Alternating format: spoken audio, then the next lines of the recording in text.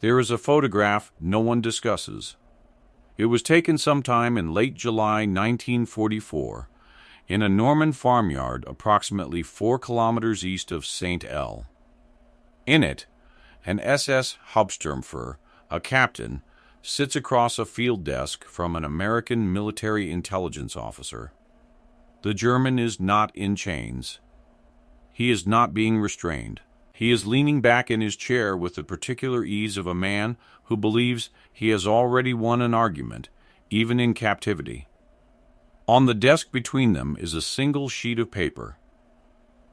An after-action report, written in German, recovered from the command post of the 2nd SS Panzer Division, Das Reich, the day before. The intelligence officer has underlined one sentence and circled it in red grease pencil.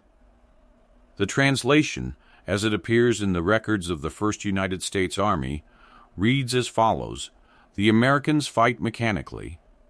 They have no soul for this kind of warfare. Break their machines, and their men will break."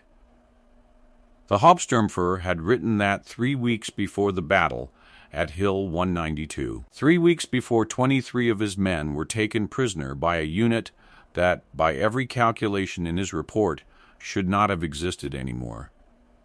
3 weeks before General Omar Bradley looked at a piece of German contempt and turned it into an operational blueprint. The question this story answers is not whether Bradley responded. The question is, how?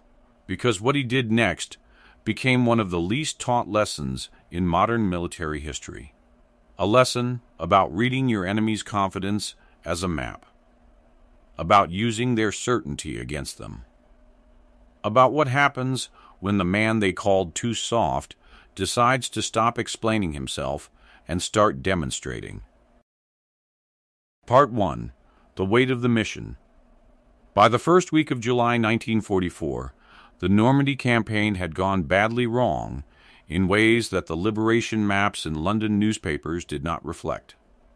The hedgerows were killing the Americans. This is not metaphor. The bocage, the ancient network of earthen embankments topped with dense root-tangled hedges that covered the Norman countryside, had transformed every field in the First Army's operational area into a fortified room. Each hedgerow was a wall. Each wall was a potential firing position. The Germans had been in France for 4 years. They knew every lane, every ditch, every gap. Allied planners, working from aerial photographs taken at altitude, had identified the hedgerows as agricultural features. They had not understood, until men started dying in them, that an agricultural feature 6 feet thick and 4 feet high, with a centuries-old root system that stopped tank rounds, was operationally identical to a concrete bunker. Between June 12 and July 1, 1944, the 1st United States Army suffered approximately 40,000 casualties fighting through terrain that its own maps had marked as lightly contested. The advance from Omaha Beach toward St. L, a distance of roughly 25 kilometers, had taken 3 weeks and cost more men per mile than almost any comparable advance in the European theater. Omar Bradley knew the mathematics. He read them every morning. Bradley was not a theatrical general. He did not wear a lacquered helmet or carry a riding crop. He wore the same standard-issue uniform as the men under his command, and he was frequently mistaken, at unit command posts, for a junior staff officer. War correspondents who traveled with the First Army consistently described him in terms that sounded almost like apology, quiet, unassuming, deliberate. Ernie Pyle, who knew the front as well as any man alive, called him the soldier's general, a phrase Bradley himself deflected whenever it was raised, because he understood that the soldiers most deserved by generals were the ones who came home. That was the philosophy. It sounds simple. It was not simple to execute. On July 3, 1944, Bradley received intelligence, sourced through the French resistance network operating in the department of Manche, that the 2nd SS Panzer Division des Reich had repositioned a regiment strength force along Hill 192, a tree-covered ridge rising 192 meters above sea level approximately 5 kilometers southeast of Saint-El. Hill 192 was not important because it was dramatic.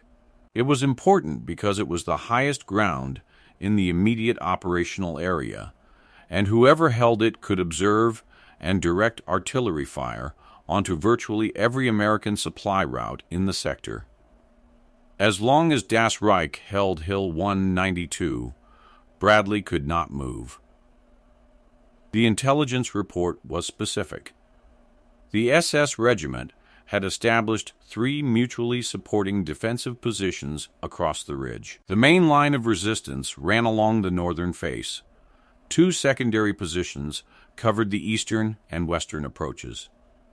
The report estimated approximately 12,100 SS troops dug in across the hill.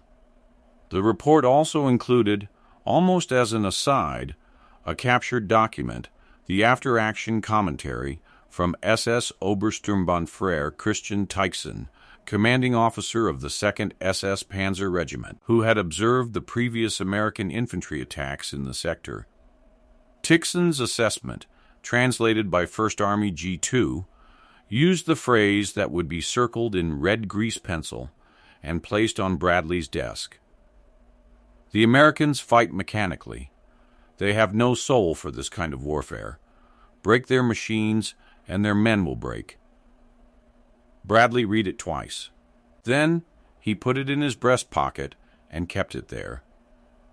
The man he chose to lead the assault on Hill 192 was Captain Robert Bob Cody, 28 years old, of Baker Company, 2nd Battalion, 38th Infantry Regiment, 2nd Infantry Division. Cody was from Chillicothe, Ohio. He had a wife named Margaret and a daughter named Ruth, who was 14 months old and had never met her father in person. She had been born while Cody was in England during the marshalling period before the invasion. He carried her photograph in the same waterproof pouch as his compass, because, as he explained to his platoon sergeant, one's no good without the other. Cody was not a physical giant. He was 5 feet 10 inches tall, methodical, and possessed of what his battalion commander, Lieutenant Colonel Walter Elliott, described in a fitness report as an unusual capacity for remaining calm while appearing to be visibly upset, which is a military way of saying that Cody communicated urgency without communicating panic, which is one of the rarest leadership qualities that exists. His unit for the Hill 192 assault would be Baker Company's 1st Platoon, reinforced, 38 men, 1 M1919 light machine gun team, 2 bazooka teams, and a combat engineer attached specifically to handle the anticipated minefield on the northern slope. The engineer was Private First Class Toms Varela, 22, of El Paso, Texas, who had been with the 2nd Division since Fort Sam Houston, and who carried, according to every soldier in the platoon who later wrote about him, a photograph of the Rio Grande that he had taken himself before shipping out and laminated in a piece of clear plastic cut from a discarded gas mask carrier. The plan, as headquarters designed it, was a frontal assault on the northern face of Hill 192 at 0600 on July 11, supported by a 10-minute artillery preparation and a smokescreen laid along the western approach road to mask the unit's movement. Intelligence estimated the northern face held the lightest defenses. Estimated resistance, 1 company of SS infantry, perhaps 180 men, dug in behind prepared positions. There was one flaw in this plan. Bradley's G2 had not yet received the updated German order of battle as of July 8, the date the assault plan was finalized. On July 9th, the 2nd SS Panzer Division quietly shifted a 2nd Infantry Company from its reserve position to reinforce the northern slope of Hill 192, specifically because SS intelligence had intercepted American radio traffic suggesting an imminent attack. The northern slope that headquarters believed held 180 men held more than twice that number when Baker Company moved out in the gray pre-dawn of July 11. What happened on that hill over the next 11 hours would eventually appear in a captured German after-action report as the engagement that forced the 2nd SS Panzer Division to revise its entire tactical assessment of American infantry. But at 0600 on July 11, none of that was written yet. The smoke was still drifting, the artillery was still falling, and Captain Bob Cody was moving his 38 men up a hill that no one at headquarters knew was a trap. Part 2. The Trap Springs. The first sign was the silence. Not the silence after an explosion, the silence before one. The kind of silence that veterans of any war and any era recognize immediately.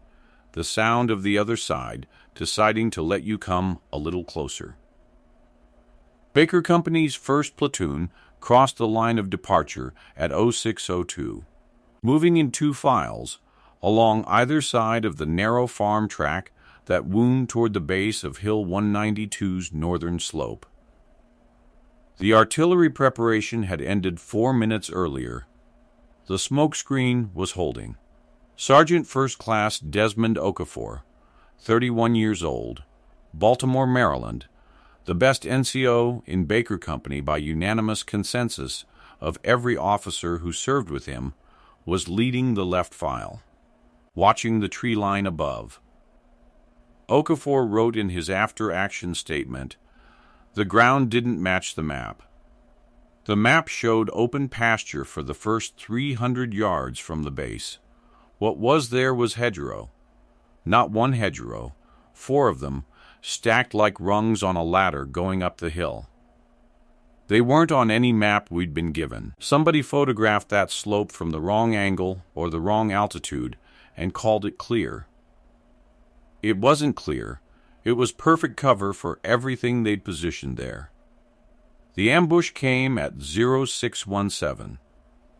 It came from 3 directions simultaneously, which meant it had been prepared in advance, which meant the SS regiment had known or calculated exactly where the Americans would be at what time.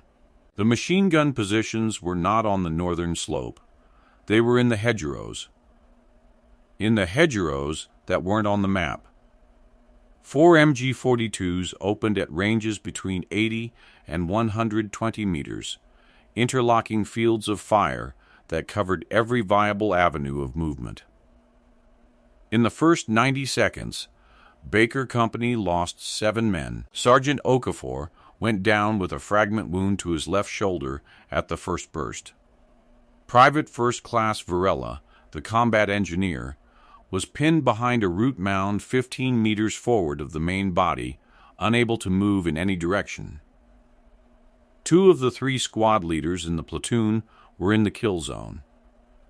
Cody hit the ground and rolled left into a drainage ditch, pulling his radio operator. Private Hector Fuentes, 20, Albuquerque, New Mexico, with him by the collar. The ditch was 18 inches deep. It was the best cover available. Baker 6. This is Baker 6 actual. Contact, northern slope. We are in a prepared ambush, 4 MG positions minimum, 7 casualties. I need the smoke extended, and I need artillery on the reverse slope now. Over. The response from battalion took 40 seconds. In a firefight, 40 seconds is approximately forever. It was not the response Cody needed. Baker 6. This is Hammer 6. Negative on the artillery. We have a fire mission already running on coordinates 147. We cannot shift. Over. Then, 30 seconds later, the orders changed. Lieutenant Colonel Elliott's voice on the radio, crackling through the static of a hill that was apparently generating its own weather. Baker 6. Higher is requesting you push through. Division needs the hill today. Push through. Over. Push through. 38 men, now 31 effectives, pinned in a drainage ditch by 4 interlocking machine gun positions on terrain that didn't match the map, being told by a man 4 kilometers away studying a map that still showed open pasture to push through. Cody held the radio handset against his chest for 3 seconds without transmitting. Later, he wrote in his after-action report, "I acknowledged the order. Then I began working out how to comply with it in a way that wouldn't get every man in my platoon killed in the next 10 minutes. Because the approach they were asking me to take was an approach I couldn't take. Not because I was unwilling. Because it wasn't there anymore." He could hear the Germans talking. Not the words. The distance and the noise were too great, but the tone, organized, calm, unhurried. The SS troops on that slope were not surprised. They had not been shaken by the artillery preparation. They were executing a defensive plan they had rehearsed. Then, Cody heard something else. It came from his right flank, from the western approach road that the smoke screen was supposed to be masking. Children's voices. He turned to Fuentes. "Is there a village on the map for that approach road?" Fuentes looked. "Hamlet, Les Hautes Vents. About 200 meters up the road." A hamlet. Not on the tactical map. On the civilian map it was there, 12 stone farmhouses clustered around a well, occupied as of the previous week by an unknown number of Norman families who had refused, despite German orders, to evacuate. The western approach road, the route Cody had just been told to avoid because it was covered by enemy fire, ran directly through Les Hautes Vents. On his left, Sergeant Okafor was applying a field dressing to his own shoulder with one hand and watching the tree line with the other. "Sir," Okafor said, not loudly. "The gun on the far left, the one at 11 o'clock, it's elevated. It's shooting uphill, not level. It's not set up for close-in defense. It's set up to shoot down into the field behind us." Cody looked at him for a full second. The machine gun was aimed past them. Past them and down. Aimed at the position they would have retreated to if the ambush had worked as designed. The SS hadn't just planned for the attack. They had planned for the American withdrawal. This was not a defensive position. This was an annihilation zone. A like on this video takes 2 seconds. For the men of Baker Company who spent those seconds in a drainage ditch on a hill that wasn't supposed to be defended, it is the least we can do. Cody had one option left. It was not the option on any map. It was not the option anyone at headquarters had considered. It was the option that Omar Bradley had drilled into every officer in the First Army through 2 years of training, 17 tactical briefings, and 1 sentence that Cody could recite from memory. He pulled the photograph of Ruth from his compass pouch and put it in his shirt pocket, against his sternum. Then he started thinking like Bradley. Part 3. The Bradley Principle. There is a sentence that Omar Bradley repeated in so many forms, across so many briefings, over so many years, that it became less a strategic principle than a reflex, the way a surgeon's hands keep moving even when the mind is afraid. The sentence was this: the enemy's strength is information. His weakness is the certainty he feels about it. Bradley had developed this principle not in the abstract, but from direct observation.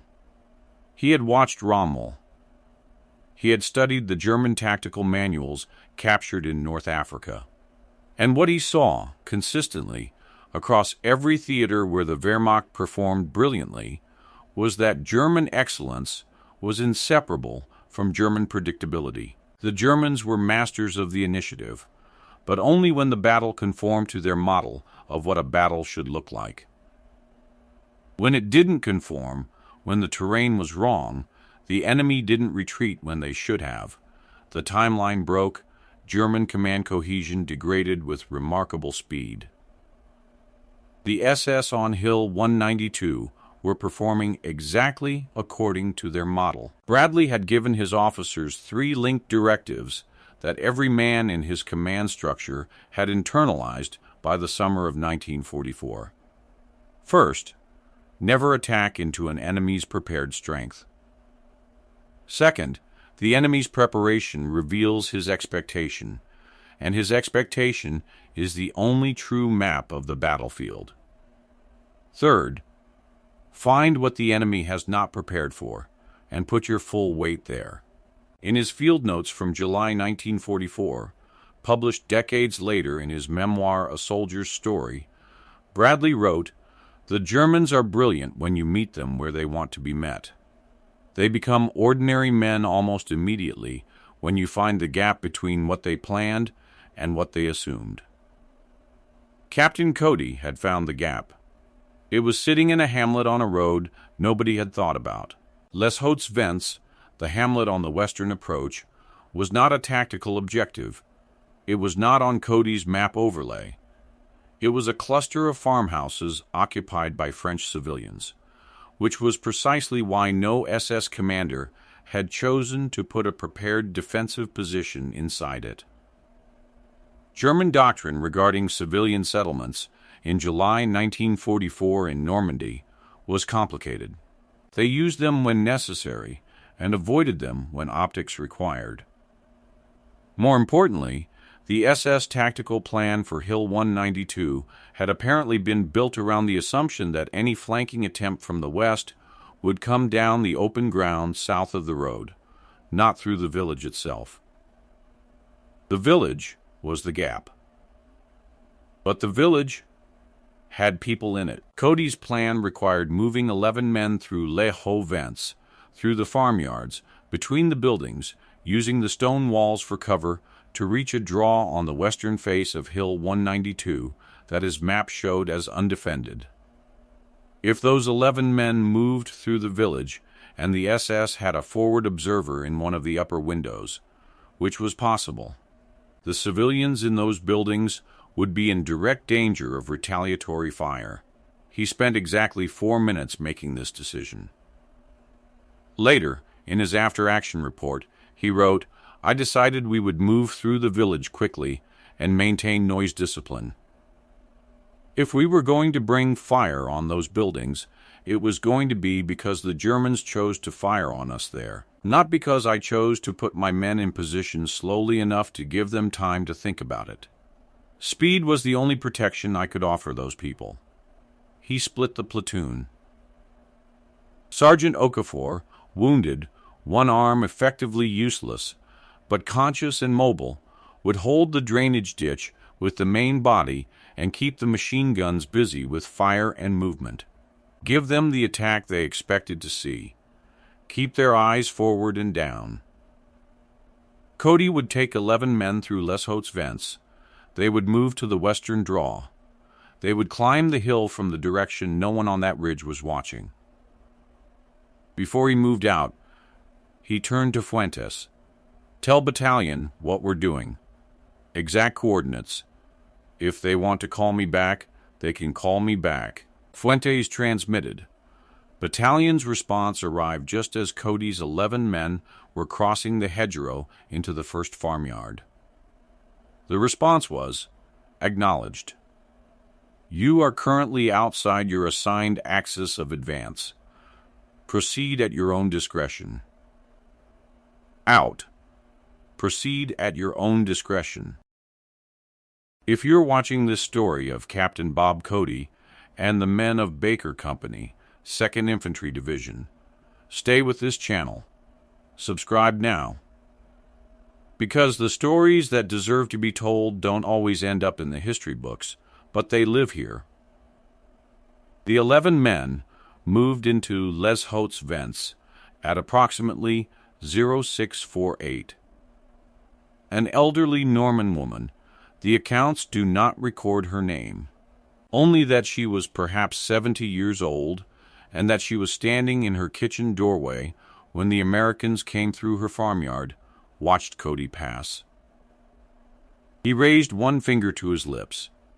She looked at him for a long moment, then stepped back inside and pulled the shutters closed. She had understood.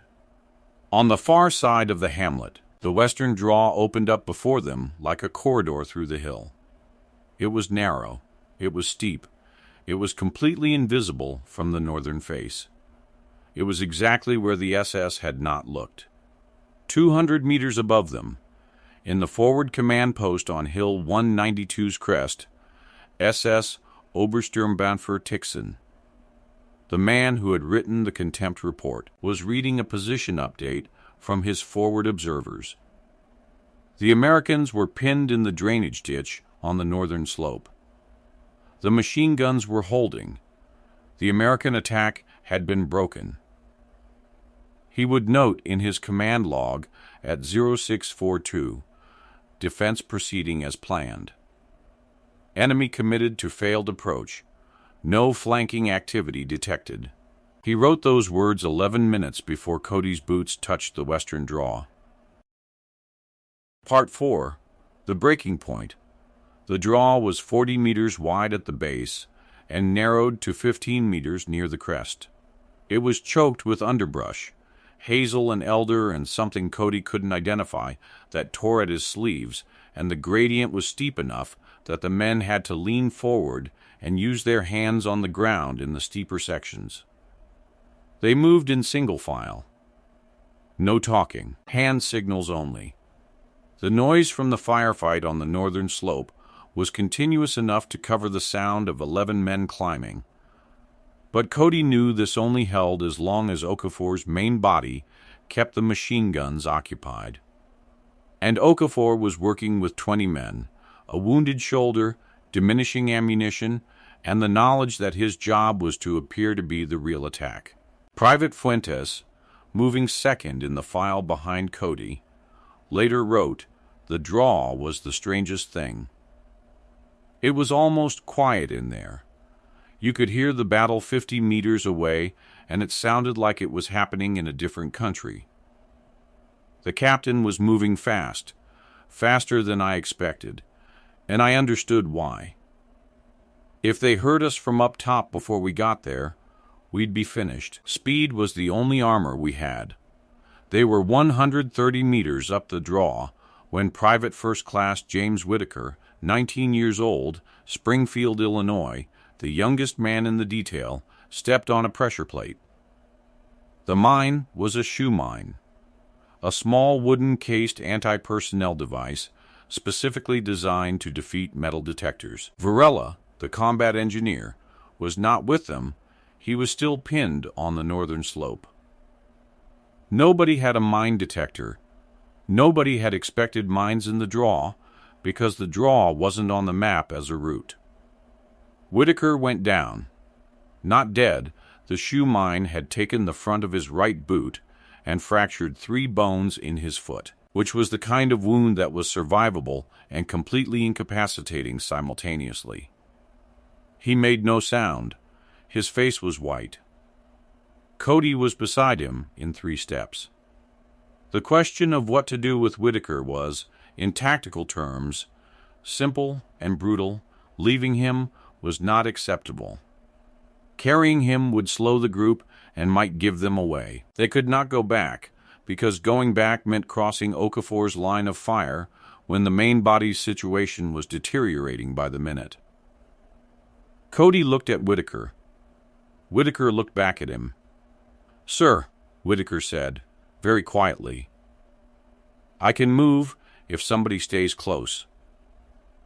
Cody assigned Private Marco Del Vecchio to stay at Whitaker's left shoulder. They would move at whatever speed Whitaker could move. The rest of the file would maintain pace. They were 40 meters from the crest when the first SS sentry appeared. He came from the left, not from a prepared position, but from between 2 pine trees where he had apparently stepped off a track to relieve himself. He was not looking up the draw. He was looking down at the ground. He and the lead man in Cody's file, Corporal Adrian Webb, 26, Baton Rouge, Louisiana, saw each other at a distance of 6 meters. Webb did not hesitate. He covered 6 meters in approximately 2 seconds and took the sentry down silently, which is an act that requires a specific kind of violence that men who have done it do not discuss easily, and that deserves acknowledgement here precisely because it is not the violence we celebrate in movies. It is the violence that costs something. Webb later said, in the only account he gave of this moment, it had to be done. I did it. I don't have more than that. The sentry had not transmitted. No alarm had gone up. Cody gave them 30 seconds to freeze and listen. The battle on the northern slope continued. The machine guns were still firing. Okafor was still in it. They crested the draw at 0711. What they found at the top was not what the intelligence map had shown. The map had indicated one command post position near the crest center. What was actually there was the regimental command post, a communications relay station, a mortar firing position with 3 81 tubes, and approximately 40 SS troops in various states of readiness, most of them facing north. Toward the battle they believed they had already won. 40 SS troops, 11 Americans. Read those numbers again. Cody had 12 seconds before the nearest SS soldier turned around. He used 8 of them. Webb, left, mortar position. 2 men each bazooka team, command post, both sides simultaneously. Fuentes with me. Everyone else, noise and movement, make them think there are more of us. Move. The thing about an enemy that is absolutely certain of where the attack is coming from is that certainty becomes a physical orientation. The SS soldiers on Hill 192's crest had turned their bodies, their weapons, and their attention north. When the assault came from behind and below, from the draw that was not on the map, from the direction that Tixon's after-action plan had labeled not threatened, the cognitive delay was approximately 3 seconds. 3 seconds is a long time in a firefight when the side with the initiative knows exactly what it is doing.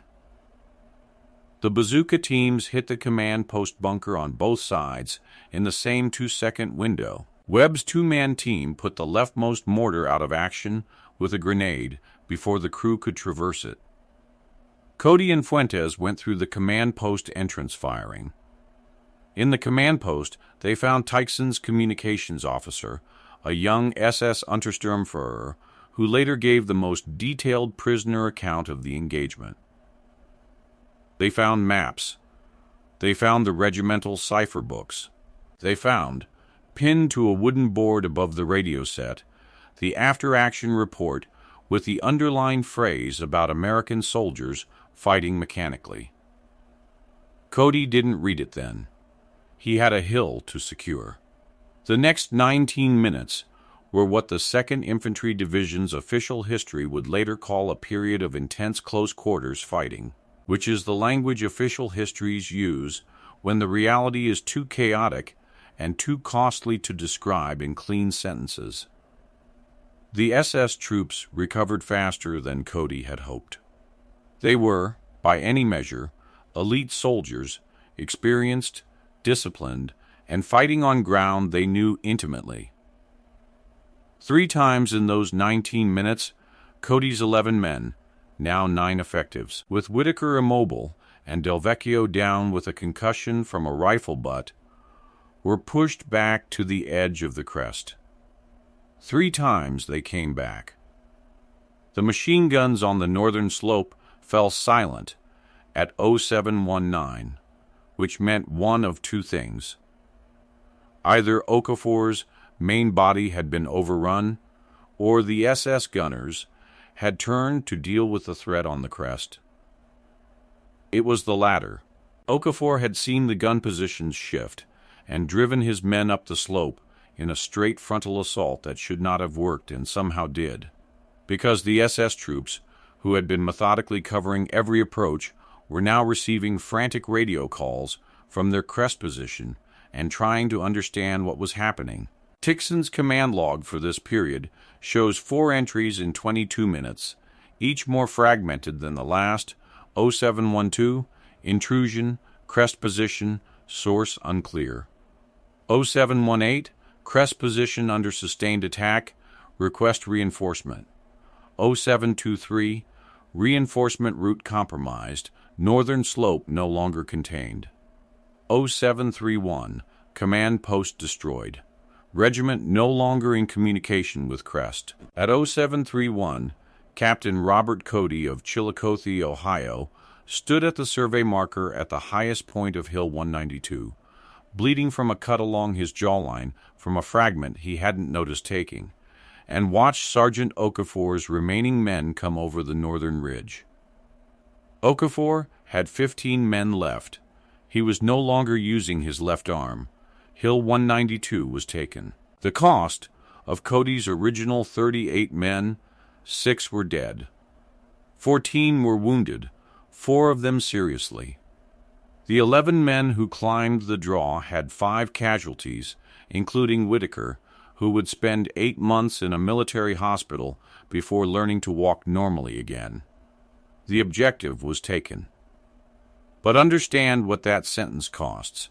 Each man in that casualty count had a name, a photograph, a town somewhere in America, where people were still writing letters to an address in France. 6 of those men would never read another letter. Part 5. The verdict.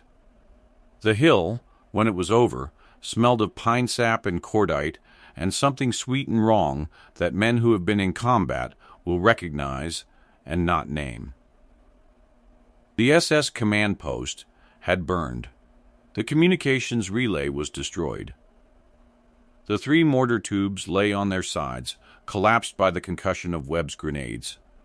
19 SS soldiers had been taken prisoner. The remainder of the defending force had withdrawn east, leaving equipment, maps, and the regimental cipher books behind. The intelligence haul from Hill 192 was, by 1st Army G2's assessment, the single most significant document capture in the 2nd Infantry Division's sector during the Normandy campaign. The cipher books alone accelerated the decryption of SS communications by an estimated 2 weeks. But the document that mattered most was not a cipher book. It was a field report written by SS Obersturmbannführer Tixon, recovered from the burned command post partially intact, dated July 11, 1944, written apparently during the first hour of the battle, before the crest was lost. The relevant passage, translated by 1st Army G2 and placed in Bradley's hands on July 13, read: "The American infantry has demonstrated flanking capability and initiative not anticipated in previous assessments. The attack from the western approach indicates a degree of tactical flexibility that does not match our intelligence profiles. We have underestimated their capacity for independent action at the small unit level." Tixon survived the battle. He was captured near Vire 2 weeks later. During his prisoner interrogation at the 7 Corps cage on July 29, 1944, he was asked directly about Hill 192. The interrogating officer's report summarized his response. The subject stated that the loss of Hill 192 was the result of a tactical approach he had not considered possible, given his assessment of American infantry capabilities.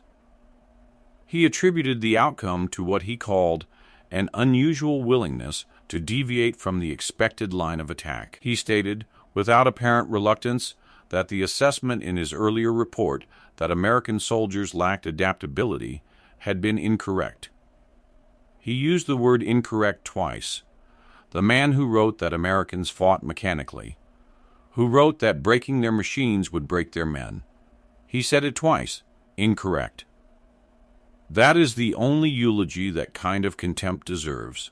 Omar Bradley received the after-action report from Hill 192 on the morning of July 13, the same day his staff presented him with the preliminary intelligence from the captured cipher books.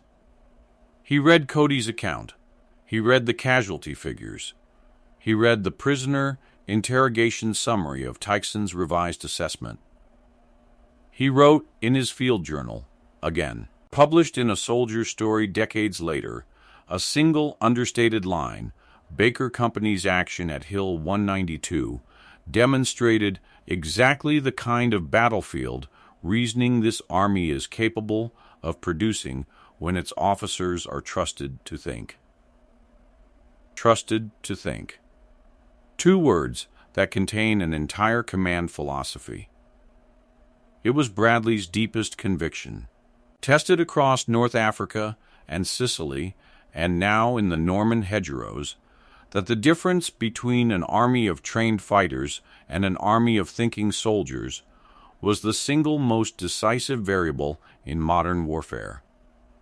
Not firepower, not logistics, not even numbers, the capacity to read a situation that had broken from the plan and find the correct response without being told what the correct response was. Captain Cody was promoted to major on August 4th, 1944. He finished the war in Germany. He returned to Chillicothe in 1946, met his daughter Ruth for the first time as a person old enough to remember it, and went back to work at his father's hardware store. He died in 1994. His after-action report from July 11th, 1944, is held in the National Archives in College Park, Maryland, where anyone can request it.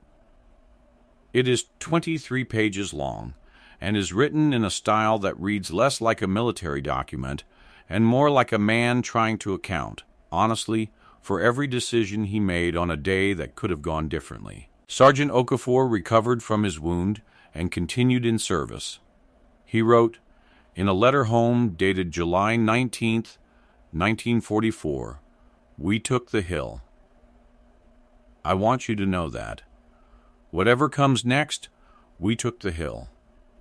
And the boys who didn't come back took it with us. They were part of every step. You don't leave them behind when you walk off a battlefield. They come with you. They always come with you." The lesson here is not about valor. That goes without saying, and the men of Baker Company would reject the word anyway. The lesson is about what Omar Bradley understood that his enemies did not, that an obstacle is not a wall. It is a message. It tells you exactly what the person who built it was thinking. And when you can read what your enemy was thinking, you can find the space between their thoughts, the terrain they forgot to cover, because they were too certain you'd never reach it. Tyson built a perfect defense. He just aimed it in the wrong direction. Bradley built something harder to aim, an army of men who could look at a perfect defense and find the direction it wasn't facing. If your grandfather, great-grandfather, or father served in the 2nd Infantry Division, the Indian Head Division, during Normandy, the Siegfried Line, or the Ardennes, I want to hear about it in the comments. What unit? What campaign? What town in France or Belgium or Germany did he come home with in his memory? Those stories live in family memory and nowhere else, and they belong here. The survey marker at the highest point of Hill 192 is still there. The hamlet of Les Hauts-Vents still exists, smaller now, quieter, the stone farmhouses mostly unchanged. There is no monument at the base of the western draw. There is no marker on the path Cody's 11 men climbed in the dark. But the draw is still there.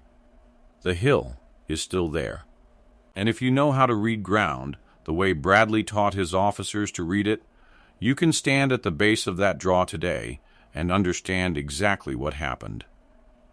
You can see the northern slope and its hedgerows, You can see the open field, where headquarters expected the battle to happen.